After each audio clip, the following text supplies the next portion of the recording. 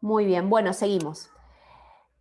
Bueno, les decía entonces que otra de las causas que están descritas de diarrea crónica de tipo colónica es la enfermedad inflamatoria intestinal.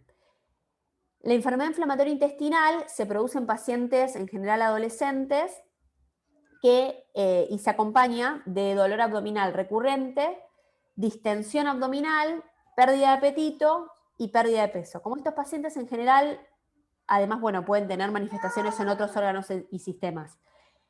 ¿Me escuchan? Sí, ¿no? Sí, sí. Perfecto, por las dudas, yo estoy hablando al aire, no.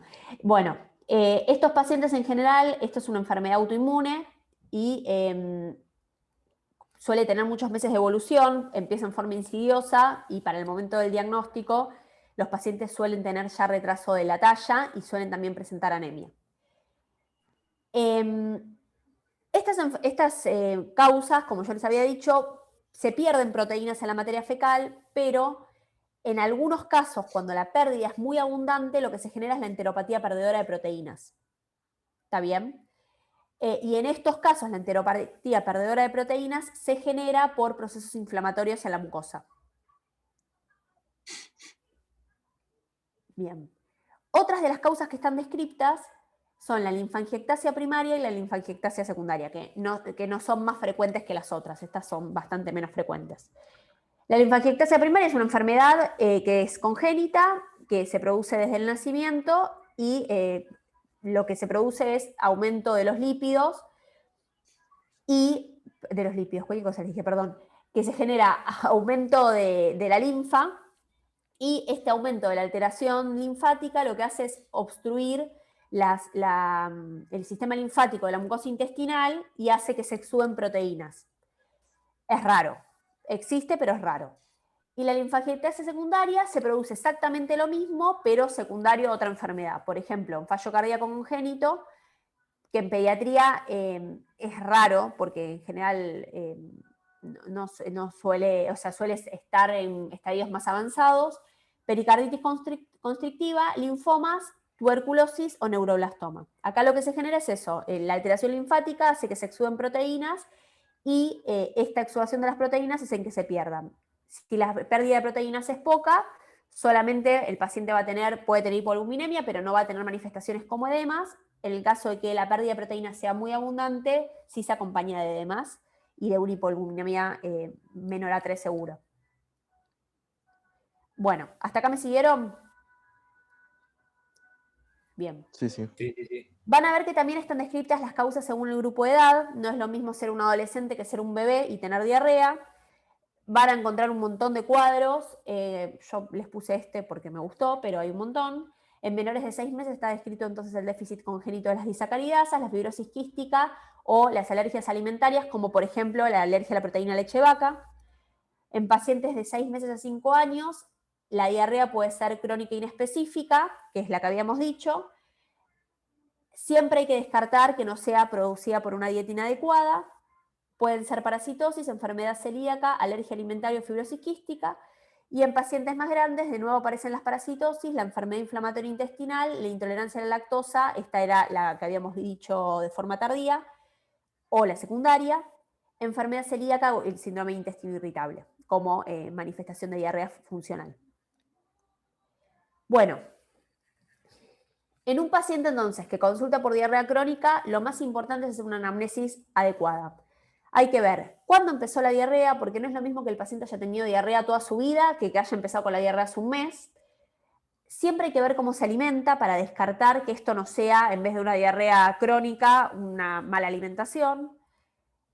Es importantísimo saber cómo son las deposiciones, porque ustedes verán que no tiene nada que ver una esteatorrea con una diarrea colónica. De hecho, hasta se piden exámenes complementarios diferentes para saber las características de esas deposiciones.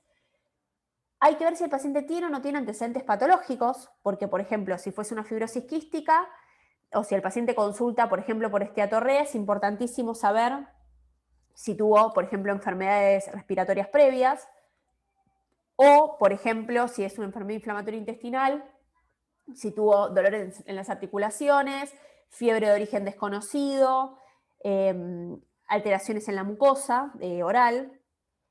Entonces es importante también conocer todo eso. es importante saber cómo es la curva del peso y la talla, porque a veces la curva del peso y la talla nos anticipan desde hace cuánto que el paciente tiene diarrea crónica. Capaz que la mamá dice más o menos hace 2 meses, pero si uno es el pediatra del paciente y vos sabés que venía creciendo de tal manera y en algún momento tuvo el crecimiento, bueno, vos ya sabés que ahí pasó algo. ¿Y cuáles son los antecedentes familiares? Porque un montón de estas enfermedades tienen antecedentes familiares. La fibrosis quística, la alergia a la proteína leche de vaca, la enfermedad celíaca, la enfermedad inflamatoria intestinal, tienen antecedentes familiares. Entonces es importante también conocerlos. Una vez que se hace la anamnesis, el examen físico tiene que ser completo. Bueno, siempre tiene que ser completo. Es importante, de nuevo, constatar el peso y la talla. Acuérdense que no es lo mismo una diarrea crónica que tiene repercusión nutricional que una que no la tiene. En pacientes mayores de 2 años, además del peso y la talla, se tiene que calcular el índice de masa corporal y percentilarlo. Y en pacientes menores de 2 años no se hace el índice de masa corporal, lo que se hace es la adecuación peso-talla, que es como el homólogo, pero más chiquititos. Y también hay que percentilar eso. Hay que buscar estigmas de malnutrición, como son, por ejemplo, el pelo quebradizo, las uñas quebradizas, queilitis, palidez, piel seca, y buscar si el paciente, además de la diarrea, tiene algún otro signo clínico. Entonces, en un paciente que consulta con diarrea, lo primero que hay que ver es ese cuánto que tiene diarrea. Si la diarrea es menor a 14 días, va a ser una diarrea aguda, que ya la vimos ayer. Entre 14 y 30 días hay que ver si el paciente tiene el antecedente de la diarrea aguda infecciosa. Si dice que sí, por ejemplo, sí, mira, hace 3 semanas tuvo una diarrea, el hermano estaba con mocos, tuvo mocos y diarrea y nunca terminó de resolver, entonces en ese caso será un síndrome postgastroenterítico y habrá que esperar y ver qué pasa. Si resuelve, listo, y si no resuelve, se convertirá en una diarrea crónica. Y si no tiene todos estos antecedentes, hay que evaluar en este momento si uno ya va a empezar a estudiarlo o si, por ejemplo, le va a adecuar la dieta y va a esperar a ver qué pasa. Esto es como sería un NI. Cuando ya la diarrea tiene más de 30 días, se clasifica como diarrea crónica y ahí lo más importante de todo es saber si tiene repercusión nutricional o no. Si el paciente tiene repercusión nutricional, va a ser orgánica, y si el paciente no tiene repercusión nutricional, habrá que ver si se puede encarar este paciente dentro de alguno de estos dos síndromes, síndrome intestino irritable o diarrea crónica inespecífica, o habrá que ver si es, por ejemplo, una alteración, una mala alimentación. Bien. El diagnóstico, siempre se pueden pedir los distintos exámenes complementarios, mejor dicho, esperen que les digo otra cosa antes, que así sacamos de encima la diarrea funcional, como siempre. Si se sospecha de diarrea funcional, el control es evolutivo y no hay que hacer nada. No hay que pedirle exámenes complementarios. El paciente está eutrófico, aumenta bien de peso y crece bien, así que uno no tiene por qué pensar que está mal absorbiendo nada. Así que se adecua a la dieta y se hace control. No se hace nada más. Así que la diarrea funcional, listo. En cambio, si uno sospecha que lo que está presentando el paciente es una diarrea orgánica, bueno, entonces se pueden hacer los distintos estudios en materia fecal para confirmar cuál es la mala absorción, según cuál sea la sospecha que uno tenga. En hidratos de carbono estaba el pH, las sustancias reductoras, el test de hidrógeno aspirado. En el caso de que se sospeche que lo que se están perdiendo son iones, se puede hacer el ionograma o el GAP en materia fecal. En el caso de que lo que no se estén absorbiendo sean lípidos o, bueno, grasas, se puede hacer la recolección de 48 horas de materia fecal, el estatocrito y el Van de Kammer. Y en el caso de que lo que se sospechan sea una pérdida de proteína, se puede hacer el clearance de alfa-1 antitripsina. Además de esto, lo que hay que ver es cuál es la repercusión orgánica que tuvo esta malabsorción. Entonces hay que pedirle un laboratorio, que ahora vamos a ver qué es lo que se pide. Y después, según cuál sea la sospecha, se va a hacer el diagnóstico específico, el examen complementario específico que se necesite adecuado a la sospecha. En general, estos pacientes van con un gastroenterólogo, que es quien les hace la biopsia, que va a confirmar una enfermedad o la otra. Entonces, en todo paciente que tiene diarrea de más de 30 días con repercusión nutricional, se pide un laboratorio. Este laboratorio está destinado a dos cosas. La primera es ver cuál es la repercusión que tuvo la diarrea en el organismo y la segunda es descartar las causas más frecuentes. Se pide hemograma. En el hemograma es importante ver cómo está, si el paciente está anémico o no. cómo están las plaquetas. A veces las plaquetas elevadas son reactantes de fase aguda, entonces sirven para, en el caso de enfermedades autoinmunes, por ejemplo. Se puede pedir perfil férrico, hierro total y ferritina, dosaje de ácido fólico, hepatograma, proteínas totales y albúmina, colesterol, ionograma, Pau, eritrocito. Sí. perdón la interrupción, te quieren saludar. Ay, ¿qué haces? ¿Todo bien? Disculpen la interrupción, chicos, pero bueno, hoy está el marido esposo de Paula, que la quería Decirle saludar. que tengo la criatura mirando la tele. ¿Una criatura mirando qué? La tele. ¿Mirando qué dijo? La tele. La tele. Bueno, se puede un rato, se puede, chicos, no pasa Un rato nada. se puede, un rato se puede. Gracias, perdón la interrupción. No, por favor. Bueno, entonces, se piden, les dije hidrosedimentación, y acá hasta acá, esto está destinado para ver, ya les digo, la repercusión orgánica y si hay algún hallazgo que te hagan pensar que, bueno, puede ser una enfermedad autoinmune, puede ser una enfermedad infecciosa. Y después se piden estas tres cosas que están acá abajo, que ustedes verán que yo la parasitosis y la enfermedad bacteriana se las nombré casi en todas las causas de diarrea crónica, y la enfermedad celíaca se las nombré más de una vez también. Entonces, lo que se hace es eso, es descartar enfermedad bacteriana, enfermedad parasitaria y enfermedad celíaca, como causas más frecuentes en pediatría de diarrea crónica. Entonces se pide, para tener más injerencia de diagnóstico presuntivo de enfermedad celíaca, se pide IgA total y la serología para enfermedad celíaca, que se puede pedir anticuerpo antiendomicio, antitransglutaminasa y antigliadina. En general se pide antiendomicio, antitransglutaminasa. ¿Por qué se pide IgA total? Porque lo que se piden estos anticuerpos, los tres, se piden IgA. Se pide IgA antiendomicio, IgA antigliadina y IgA antitransglutaminasa, porque es el anticuerpo que está en la mucosa. Pero a veces la enfermedad celíaca se acompaña con déficit de IgA. Entonces, si se acompaña con déficit de IgA, ustedes van a tener estos anticuerpos normales. Entonces, para descartar eso, se piden las dos cosas. Si la IgA vino normal y los anticuerpos son normales, ya está. Si la IgA vino baja y los anticuerpos son normales, esto no sirve y hay que pedir IgG. ¿Me siguieron? Sí. Perfecto. Además se pide... ¡Ay, esperen, que tengo un problema! Ahí está. Se pide coprocultivo para ver si esto está causado por alguna bacteria, y se pide parasitológico de materia fecal, y que es un parasitológico seriado. El paciente tiene que juntar durante 6 días una muestra, mejor dicho, durante 6 días tiene que recolectar un poco de materia fecal, ponerlo en un frasquito con formol, y a los 6 días llevarlo al laboratorio y ahí se ve si es algún parásito o no. Una consulta sobre la IgA. Sí. Para hacer diagnóstico diferencial con celiaquía, en caso de que no den los anticuerpos de antiendomicio y antitransglutaminasa, sí, ¿no tendría tipo más riesgo o no tendría infecciones a repetición si tiene déficit de IgA también? Como para... No necesariamente, porque además vos no necesitas que tenga un déficit absoluto, o sea, puede ser que la tengan más baja que lo normal y que a vos ya te dé normal el valor de anticuerpo. Más que para hacer diagnóstico de déficit de IgA, lo haces para ver si tu muestra es útil. Después, si la IgA es muy baja, lo más probable es que haya sido un paciente que haya tenido otitis a repetición, sinusitis a repetición. Pero como son pacientes pediátricos, siempre tienen otitis a repetición y a veces no tienen déficit de IgA. Entonces se pide así la muestra. Pero a veces puede ser que vos llegues al diagnóstico de otra manera, totalmente. Ok. Muy bien. Bueno.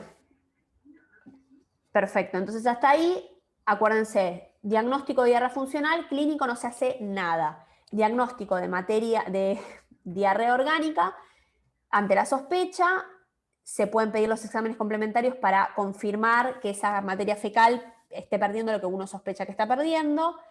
Después de eso, se pide el laboratorio para ver cuáles son las causas, la repercusión sistémica de esta déficit de absorción. Y además se le suman estas tres cosas para descartar las tres cosas más frecuentes, las tres causas más frecuentes en pediatría. Y después de eso se manda al paciente al gastroenterólogo, quien confirmará el diagnóstico con una biopsia en el caso de que fuese necesario. Esto que les digo del gastroenterólogo y la biopsia les resultará una obviedad, pero cuando ustedes hagan los choice, en muchos casos les dice, tienen que elegir qué hacer, y las opciones son biopsia, interconsulta con gastroenterología. Acuérdense que la biopsia la hace el gastroenterólogo, o sea que si la opción es biopsia, la interconsulta con gastroenterología va de la mano de la biopsia, ¿está bien? Bueno, ¿cuál es el tratamiento de estos pacientes? Existe el tratamiento específico de cada enfermedad, que eso dependerá de cuál sea el diagnóstico y del especialista que lo tenga que tratar, y después está el tratamiento de sostén. El tratamiento de sostén tiene como base una alimentación precoz, oportuna y adecuada, que quiere decir que de nuevo los pacientes con diarrea no se los ayuna, porque el ayuno favorece la translocación bacteriana y el sobrecrecimiento. O sea que el paciente que tiene diarrea tiene que comer. ¿Qué tiene que comer? Bueno, eso va a depender de lo que tenga y cuál sea la causa de la diarrea. En el caso de que se requiera, si toma pecho materno, sigue tomando pecho materno. Si toma fórmula, se puede adecuar la fórmula a la sospecha clínica. Hay fórmulas sin lactosa, hay fórmulas con poca cantidad de ácidos grasos o con ácidos grasos de cadena media, y hay fórmulas que tienen proteínas hidrolizadas. Entonces, según cuál sea la sospecha clínica, se elegirá alguna de esas fórmulas. Los alimentos lo mismo, se elegirán según la sospecha clínica. Si uno sospecha que el paciente tiene intolerancia a la lactosa, bueno, no comerá nada que tenga lactosa. Si uno sospecha que el paciente tiene una enfermedad celíaca, evitará los alimentos que tengan avena, cebada, centeno y todas esas cosas, y así sucesivamente. Siempre se recomienda que el paciente coma sin fibra, porque bueno, ya saben que la fibra aumenta también el volumen de las deposiciones, y sin hidratos de carbono de absorción rápida, que son los jugos, las gaseosas, las golosinas y todas las cosas que tengan mucho azúcar. Entonces, una vez que se adecua la alimentación, después el tratamiento específico dependerá de cuál sea la causa. Es importante que los pacientes se suplementen con vitaminas A, D, E y K, que son las vitaminas hidrosolubles. El PRONAP dice que además se tienen que suplementar con zinc en el caso de diarrea crónica, y el tratamiento específico, bueno, ahí va. Y el tratamiento específico de la causa en el caso de que se encuentre la causa. Bien, bueno, como conclusión, ¿hasta acá me siguieron? Sí, Sí, perfecto. Bien, bueno, como conclusiones entonces, esta clase les va a parecer que es un choclo, pero en realidad no tienen que saber todas las enfermedades puntualmente. Lo más importante que ustedes se tienen que llevar es que la diarrea crónica puede ser la manifestación de una enfermedad sistémica. Entonces, es importante que ustedes detecten cuáles son los síntomas acompañantes y las otras causas. Si les ponen que es una diarrea aguda, listo, es una diarrea aguda, lo más probable es que sea viral o bacteriana. Se fijarán si es una diarrea acuosa, una disentería o una diarrea con sangre, y listo. Pero si es una diarrea crónica es muy importante ver los detalles, ver hace cuánto que la tiene, si tiene otros síntomas, si no, si alguien más en la familia tiene una enfermedad, porque eso los va a orientar. Acuérdense que no es lo mismo un paciente con diarrea crónica de 6 meses que un paciente con diarrea crónica de 15 años. Espera, acuérdense que siempre que la diarrea crónica... Sí, ahí va, espera. Siempre... Espérenme un segundo. Julia, te voy a matar.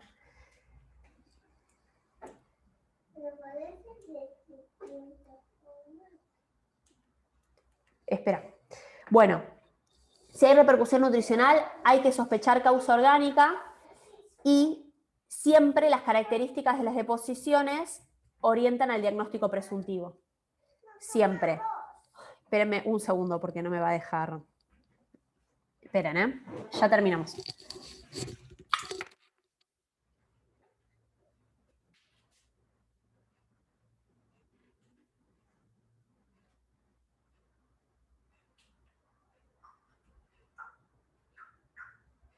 No sé qué hiciste, hija, no se puede. Espera que termine la clase y te lo pongo. ¿No me lo pones? Vení. Espérenme un segundo, ¿eh?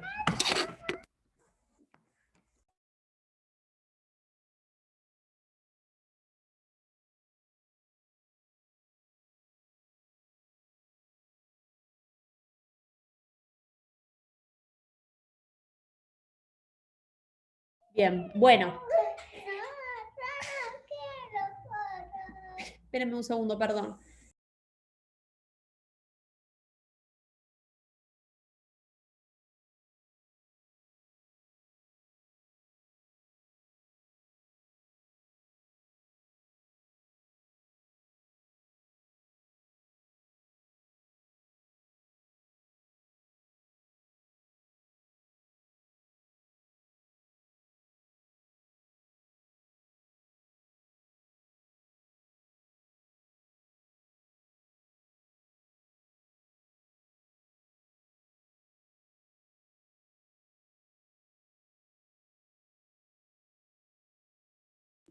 Perdón, es que mi hija tenía jardín esta semana, pero pasaron cosas. No hay problema. Bueno, entonces les decía, siempre que haya repercusión nutricional, siempre sospechan causa orgánica y las características de las deposiciones los van a orientar a una cosa o a la otra. O sea que ustedes leen un enunciado, se tienen que fijar qué otros síntomas aparecen para pensar, bueno, ¿esto es algo más o es solo la diarrea? Después se tienen que fijar cómo está el peso y la talla del paciente que les están presentando y después se tienen que fijar cómo es la caca. Porque si tiene esteatorrea no van a pensar en las mismas causas que pensaban si es una diarrea colónica. Pero si es una diarrea colónica van a asociar, por ejemplo, ciertos síntomas que cuando es una esteatorrea no. Entonces es importante que a eso le presten atención. Y lo último es que el diagnóstico y el tratamiento es, mejor dicho, que el diagnóstico depende de si es orgánica o funcional, o sea, en la funcional no van a hacer nada y en la orgánica van a hacer todo esto que ya vimos. Siempre, no importa que ustedes sospechen que es una enfermedad inflamatoria intestinal, igual les van a pedir a todos lo mismo. Les van a pedir el examen de la materia fecal dependiendo de cómo sea la materia fecal, les van a pedir el examen de laboratorio igual a todos y después lo van a mandar al gastroenterólogo que le haga la biopsia. Y capaz que después fue una enfermedad inflamatoria intestinal o fue una enfermedad celíaca. Pero ustedes a todos le pidieron lo mismo. Y el tratamiento es interdisciplinario. Seguro a este paciente lo va a ver un pediatra, lo va a ver un nutricionista y lo va a ver un gastroenterólogo. Después, si es una fibrosis quística, lo va a ver el neumólogo también. Y si es una enfermedad inflamatoria intestinal, lo va a ver el reumatólogo. Pero estas tres especialidades seguro van a estar involucradas. Después pueden sumar otras o no, según cuál sea el diagnóstico que ustedes tuvieron. Bien. Bueno, todo esto que yo les dije está en el consenso de diarrea aguda, algunas cosas, pocas, pero algunas. El PRONAP de diarrea aguda y crónica, que yo creo que ustedes lo pueden descargar, está muy bueno y se entiende muy bien. Y hay un protocolo de diarrea crónica de la Asociación Española de Pediatría, que lo pueden googlear y lo encuentran, porque es de acceso libre, que también está bueno.